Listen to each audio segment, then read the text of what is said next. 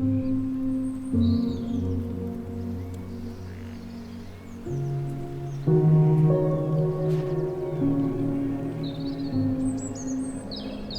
beautiful, isn't it? It's literally such a beautiful day. What have I learned? You think about allotments. You probably don't think about young lads living in the city centre. I know it doesn't actually look like much. Because there is a project that's all about trying to get young men and women into gardening and the outdoors. Use your imagination. This is where we're going to have a community allotment. Get friends from work involved, get family involved, get mates involved. It's an exciting adventure. It's definitely going to be an adventure. It has been a mad journey to think where we are, and I say this to you all the time, is the fact that it was creating community, you know, like it was the start, it was a snowball at the top of the hill, and now we're about halfway down that hill, and it's an absolute massive, it's an avalanche. So this is the unofficial first meet-up down at the allotment. And we've pulled in quite a few people. It's been a bit like a military operation today. Even getting the trailer down to dump the manure here was like so tense. And everyone's happy. Yeah. Loads of good memories and moments on here. Like, I've seen so many people develop friendships, started like real relationships with each other, and like shared grief. And like, you know, like my kids, I had this space before I had my kids, and then like my kids have been on this space a lot, you know, and like they love it. Partnerships have happened, like with other groups, and we've shared so much, and that's the beauty of these spaces.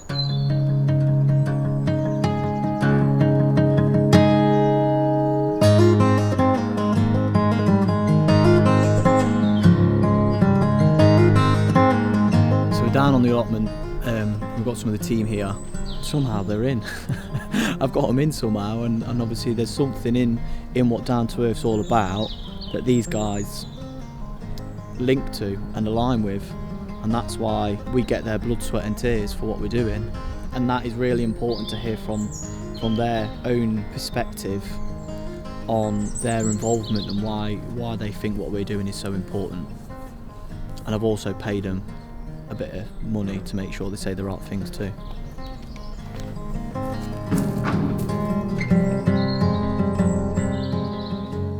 What Jamie did was just give an option that wasn't going to play football, or wasn't going to the cinema, or wasn't bowling. It was an option that was just different.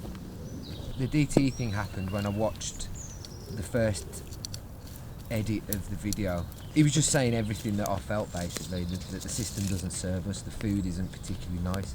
The whole point of what we're doing is because we're fed up, because no one represents us. We're fed up because money doesn't serve us. We're fed up because the food that we're eating doesn't nourish us. We're fed up with the stuff that's on TV because it doesn't educate us. So it's like, right, we'll go do it ourselves then. I realised why I didn't like eating raw veg. Carrots didn't particularly taste sweet, and tomatoes just tasted full of water, and cucumbers just tasted of water, and it wasn't particularly enjoyable to eat. So when I saw him basically venting in the same way I do most of the time, except I only do it to my partner, and he was doing it to the world, I was like, I sent him a message straight after that. I was like, yeah, I need to come and DOS for you, because you feel exactly the same way as I do. The system doesn't serve us, the food doesn't serve us, the entertainment's boring.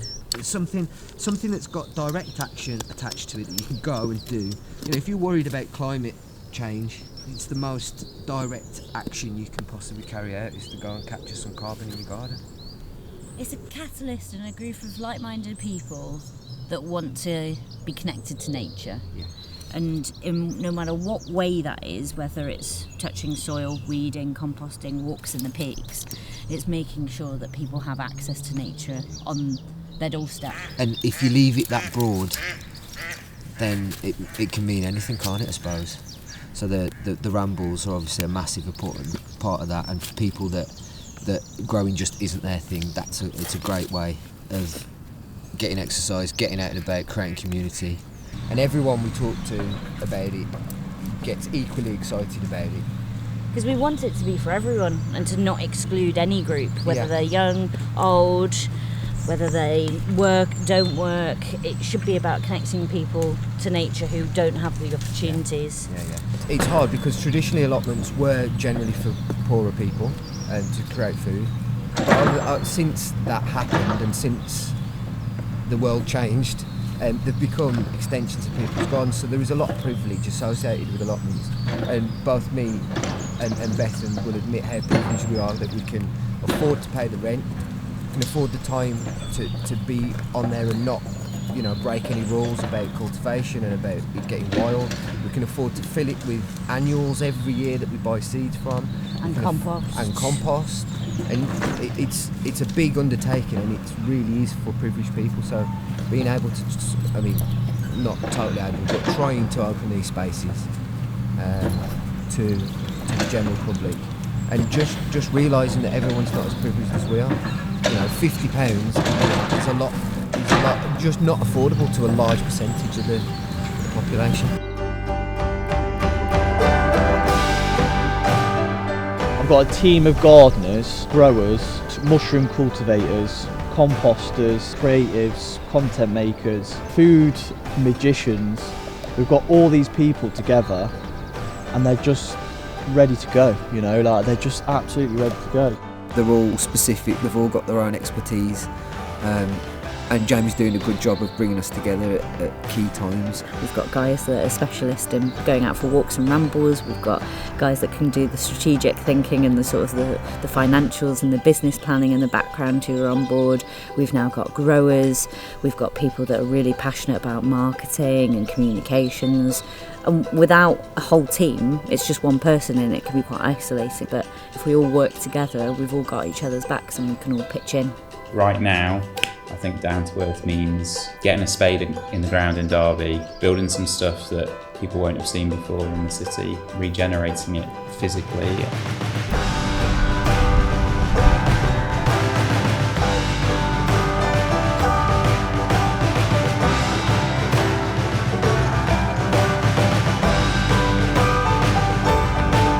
It's time to bring nature into the city.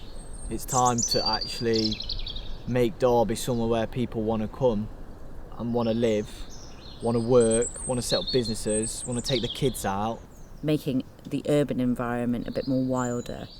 If there are spaces for it, and you walk around Derby now, there aren't a lot of them. We've got some great parks, but there aren't spaces that encourage people to sort of actively be together, like you might be when you're planting something or you're digging up the ground or whatever it might be. No matter who you talk to, they say if they've gone for a walk or they've got their hands stuck in the garden, they'll go, "Oh God, I'm so glad I've done that. It feels great. It's great what nature makes you feel, isn't it? Like, makes you feel so happy." And it's like, it does, but that's how you should feel every day.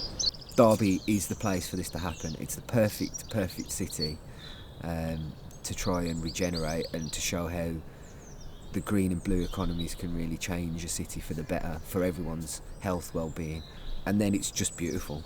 Apart from that, you don't have to travel for half an hour to get to some woods. You can literally walk 10 minutes and be in a wooded area. And then there's the Derwent, of course, which, if you're looking at any sort of ecosystem regeneration, you need all the constituent parts. So we've got hills, we've got fields, we've got farms, got the Peak District, and then you've got the Derwent. The Midlands needs to be full of market gardeners, full of regenerative farmers, full of hubs for food and full of hubs for the city. And if we can't start it here, we can't start it anywhere. So you've got to start small and then scale up, right? Why not Derby? We were the start of the Age of Enlightenment.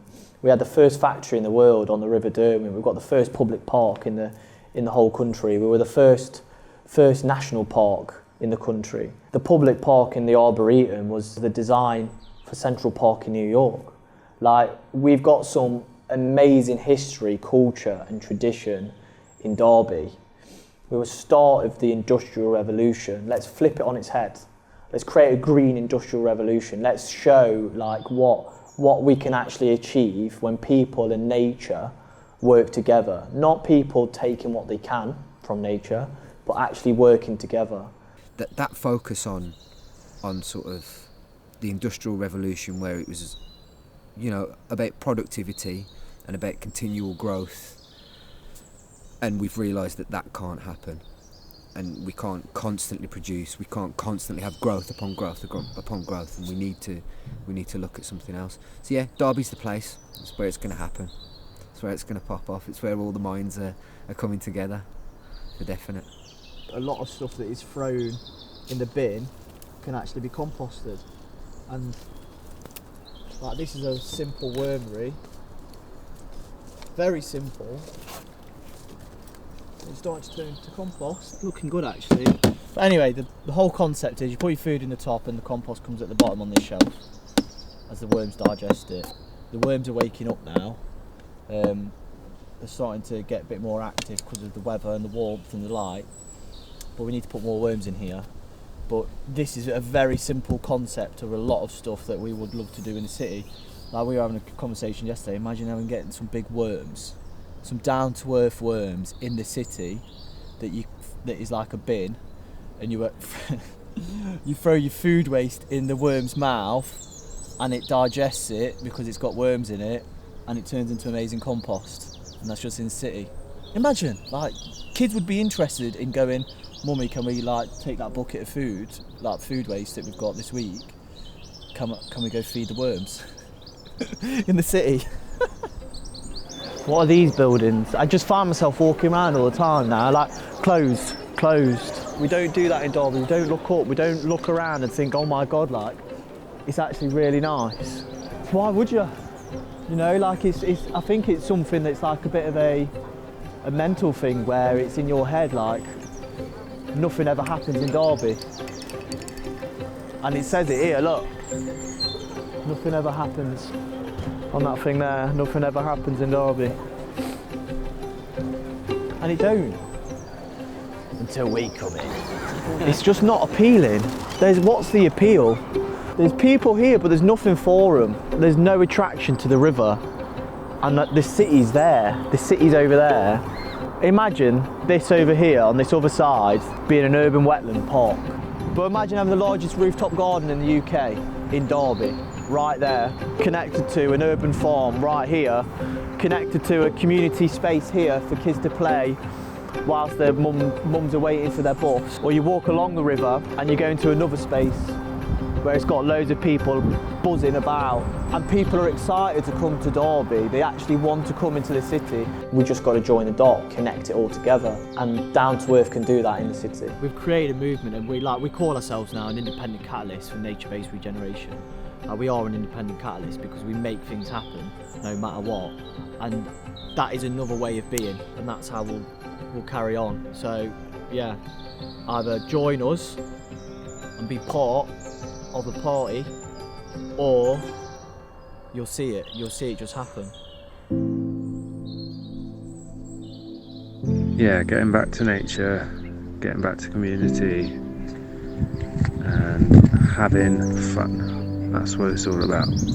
This group has literally saved me from my own anxieties, and I will be forever grateful for having them in my life for this. I've been following the Down to Earth Instagram page for a couple of years now, and it was only about 4 or 5 months ago that I plucked up the courage to come and join in. I attended a compost class that was run by Nev. Just the inspiration, seeing somebody put all that time and energy and work in just to help other people and not for anything selfish or personal. So it's the community that makes the difference for me. The work that Down to Earth is doing and what it's doing in Derby is helping this younger generation understand where our food comes from, which is so important. I remember 2 years ago nervously asking to join a volunteer session during lockdown, and rediscovered my passion for the outdoors, for nature. But not only that, I connected with a new community of caring, brilliant and passionate people. I realised that this is what I love to do. My favourite thing is spending time with my dad and putting my hands into mud. We love to get down on the allotment, plant some veg and be able to watch it grow. I was there around the inception, and to see it go from just a few lads beating up an allotment to the community element and aspect that it has now. Like what we've built over the last 2 years has the potential to bring back the true meaning of regeneration. Bring back life to our city and planet after years of damage and disregard for anyone's future. Time and time again, we've just seen passionate people that want to make a difference in Derby. I've had the best time. Spending time with people that we probably wouldn't normally mix with. I've taken that inspiration forwards and I've set up my own compost club in my village, and maybe one day I can try and achieve, like Jamie has, a community allotment. The plans for the future just bring so much excitement to me, and I'm so honoured and proud to be a part of this community. Hold on tight.